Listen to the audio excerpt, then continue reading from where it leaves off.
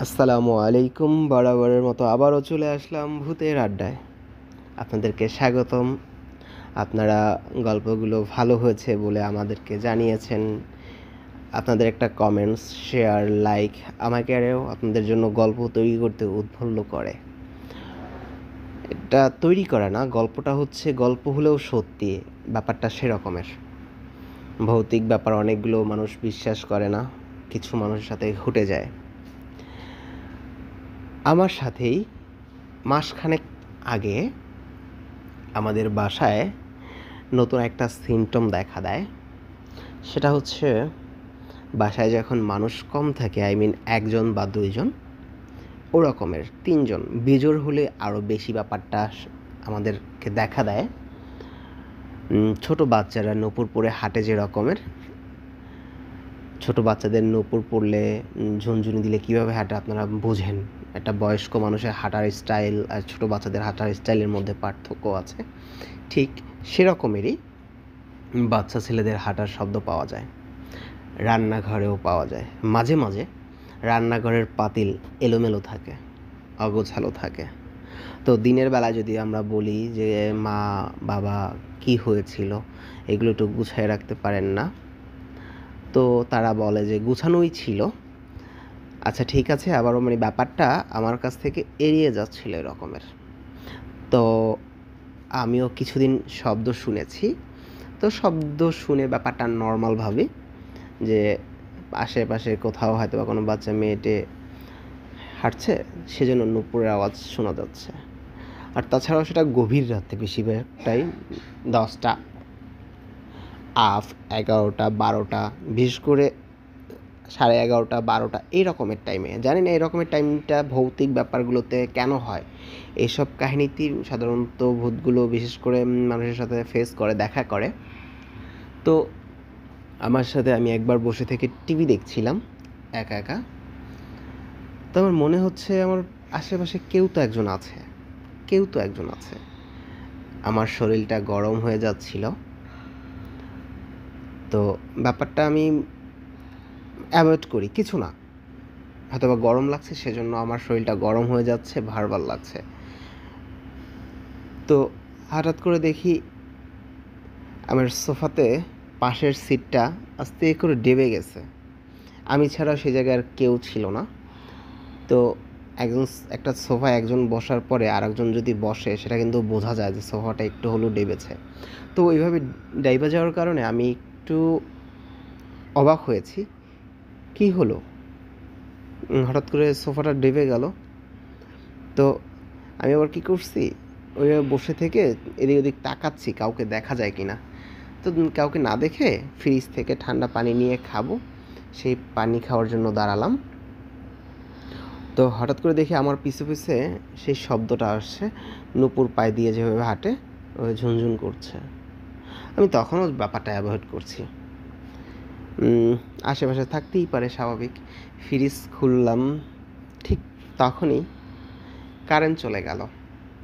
Current চলে যাওয়াতে হালকা হালকাভাবে হেঁটে গিয়ে অন্ধকার ভাবে আমার রুমে গিয়ে আমার মোবাইলটা নিয়ে লাইট জ্বালাইলাম। তো লাইট জ্বালাই আমি পানি খেতে যাব, তখনই একটা গ্লাসে পানি ভরলাম, টেবিলে রাখা, অটোমেটিক আমার চোখের সামনে টেবিল থেকে পানির গ্লাসটা আস্তে আস্তে নিচে পড়ে গেল। তো এ ব্যাপারটা রাত প্রায় 12টা আফ। তো সেই জন্য আমি আমার ফ্যামিলিকে ব্যাপারটা বলি নাই, বা আমি চিৎকার দেবো, ছেলে মানুষ হয়ে ভয় পাবো। ছেলে মানুষ ভয় পায় না তেমন না, ছেলে মানুষও ভয় পায়। আমি চিৎকার দিব না কি করবো, আমি ব্যাপারটা বুঝে উঠতে পারছিলাম না। তারপর ব্যাপারটা নিজের মধ্যে সাহস জুগিয়ে নর্মাল ভেবে নিলাম। এক পর্যায়ে আবার গ্লাসটা তুলে আবার পানি খেতে নিলাম ওইভাবে। তখন বিসমিল্লা বলে, সব কিছুতে আমি তখন বিসমিল্লা বলছিলাম। তখন আর কিছু ঘটেনি, দাঁড়িয়ে থেকেই পানিটা খেয়েছিলাম। আমার ভয় কাজ করছিল, মোবাইলের লাইট জ্বালাই করছিলাম, শুধু আমার নিচের দিকে লাইট দেওয়া। অনেক সময় দেখা গেছে লাইটের রিফ্লেকশন যদি কাচের ইতে পড়ে আর আমার নিজের ছবিও যদি হঠাৎ করে দেখি এমনিতেই ভয় পেয়ে আছে, আমি ভয় পাবো, সেজন্য আমি লাইটটা নিচে রেখে আছি। তো এইভাবে করে তো বিছানায় শুতে যাওয়ার আগে কারেন্ট চলে গেছে, বিছানায় শুতে যাব তার আগে টয়লেটে যাওয়ার প্রস্রাব টস্রাব করে টয়লেটে গিয়ে ঘুমাবো। Sorry, mistake. এটা হচ্ছে টয়লেট থেকে বের হয়ে বিছানায় এসে ঘুমাবো। তো সেই এক পর্যায়ে তো যখন আমি মোবাইল লাইট নিয়ে টয়লেটে চলে গেলাম, তো কারেন্ট যখন চলে যায় সব কিছু নিস্তব্ধ হয়ে যায়, অল্প সাউন্ডও কিন্তু খুব বেশি শোনা যায়। তো আমি হাই কমোটে বসলাম, তখন আমার অপোজিটে মনে হচ্ছে, বিশেষ করে দরজাটা আছে না, দরজাটায় নক করছে, 3বার নক করছে। 3বার নক করার কারণে আমি আবার ওই জায়গায় বসে থেকেই, টয়লেটে বসে থেকেই আমি বাসায় কেউ আছে তো সব 3জন, মা বাবা আমি, এই 3জন ছিলাম। তখন আমি মাকে ডাক দিয়েছি 3বার, কে মা, আমি টয়লেটে আছি, কি হয়েছে? তো 3বার এরকম শব্দ করে চুপ হয়ে গেছে। তো আমি ভাবলাম মা হয়তো আবার ডেকে দিয়ে চলে গেছে, এরকম আমি আর কিছু মনে করলাম না, চলে আসলাম। তো টয়লেট থেকে বের হয়ে আমি মার কাছে গিয়ে দরজায় নক করে মার কাছে গিয়ে জিজ্ঞাসা করলাম, মা আমি টয়লেটে গেছিলাম, আপনি কি তখন গিয়ে দরজায় নক করছিলেন? কে বললো, কই না তো, আমি তো কিছু করি না, আমি তো এই যে বিছানায় শোয়া।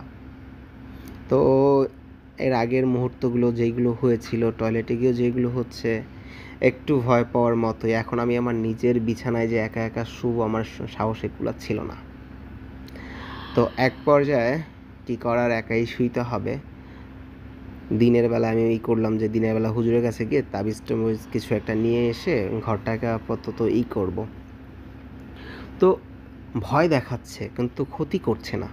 কিছু ভৌতিকগুলো আছে মানুষকে আঘাত করে, চর থাপড় বিভিন্ন কিছু দিয়ে আঘাত করে, কিন্তু আমাকে ভয় দেখাচ্ছে কিন্তু কোনো ক্ষতি করছে না।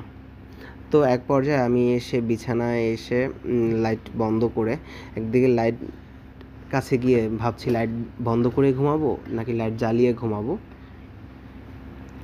তো লাইট জ্বালিয়ে চলে আসছি বিছানা, যে কারেন্ট আসলে অটোমেটিক তো লাইট চলে আসবে। তো এক পর্যায়ে আমি বিছানা যখন শুলাম, আমি বিছানায় শুয়ে ভাবছি যে লাইট জ্বালিয়ে এসেছি, কিন্তু অনেক রাত হয়ে গিয়েছে যখন, তো হঠাৎ করে ঘুম ভেঙে যায়। হঠাৎ করে যখন ঘুম ভেঙে যায় তো দেখি আমার পায়ের সোজাসুজি ওয়ালের সাইডে সাদা থান কাপড় যেভাবে পেঁচানো থাকে ঠিক ওইভাবে একজন মানুষ আকৃতির দাঁড়িয়ে আছে। তো ব্যাপারটা আমি ভাবলাম মা কোনো কাজ করতে এসে ওই জায়গায় দাঁড়ায় আছে, আমি ঘুম থেকে জেগে গেছি, দেখলে ভয় পাবো, সেজন্য মাও চুপ করে আছে, মা কোনো কথা বলছিল না। তো এক পর্যায়ে আমি মাকে ডাক দিয়েছি মা বলে, ও মা কী হয়েছে, এই যে দাঁড়ায় আছেন কেন? তো মা কোনো কথা না বলে ওই জায়গায় ঠিক ওইভাবেই দাঁড়িয়ে আছে। আমি তো আমার মা ভেবেই আমি মাকে ডেকেছি। তো এভাবে আমি অন্যদিকে কাইত হয়ে আবার ঘুমাইয়ে গেছি, কোনো কিছু না বলে আবার ঘুমাইয়ে গেছি। তারপর আবার খানিকটা সময় আবার ঘুম ভেঙে যায়, কেন জানি ঘুম ভেঙে যায়। তো আমি মোবাইলটা জ্বালাবো খুঁজতেছি, কিন্তু মোবাইলটা আমি যেই জায়গায় রেখেছি ঘুমানোর আগে সেই জায়গায় পাচ্ছি না। মোবাইলটা বিছানা থেকে নিচে শুয়ে দেখি যে বিছানার নিচে পড়ে আছে মোবাইলটা। তো মোবাইলটা না তুলে আমি আবার দরজার দিকে তাকিয়ে ভাবছি মা ওই জায়গায় এখনও দাঁড়ায় আছে, কি করছে। এই ভেবে আমি মাকে গিয়ে যখনই মাকে ধরতে যাব, ওই জায়গায় গিয়ে দেখি কেউ নেই। তখন আর আমার ধৈর্য ক্ষমতার বাঁধ ভেঙে যায়, আমি জোরে চিৎকার মেরে মার কাছে চলে যাই, মা এই ঘটনা, আমি একা ঘুমাইতে পারতেছি না, আমি আপনাদের সাথে ঘুমাবো। এই ছিল আজকের ঘটনা কেমন হয়েছে অবশ্যই আপনারা আমাকে কমেন্ট করে জানাবেন। তো এরপরে থেকে দিনের বেলায় হুজুরের কাছে গিয়ে সেই তাবিজ নিয়ে আসছি। জানি না কী ছিল সেই বাচ্চা মেয়ের হাঁটা, সেই নূপুরের হাঁটার শব্দ কী ছিল ওইটা, আর আমার ক্ষতি বা কেন করে নাই, চাইলে সে ক্ষতি করতে পারতো কিন্তু ভয়ই বা কেন দেখাচ্ছে।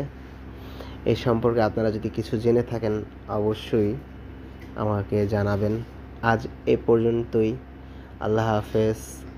আসসালামু আলাইকুম।